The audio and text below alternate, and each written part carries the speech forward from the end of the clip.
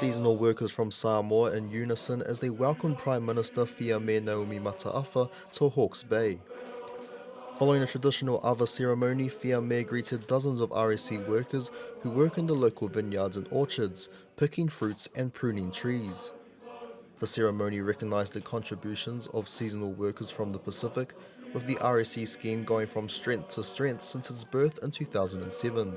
Originally there were 5,000 people from right across the Pacific that came in on the RSE program. 16,000 I think the cap is today.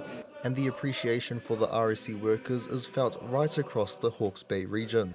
We have the largest numbers of RSE that come into the Hawke's Bay, and it just adds to the cultural fabric of our community, and I think increasingly that's what we celebrate and embrace. More than 3,500 RSE workers in New Zealand are from Samoa, spread across Hawke's Bay, Bay of Plenty and Marlborough. But the RSE scheme is set to be reviewed by Fiamē's administration, with the Prime Minister admitting more balance was needed for Samoan workers. The original idea was the recruitment would be from the unemployed sector. So it's possibly a lapse on our part in terms of the screening and the recruitment.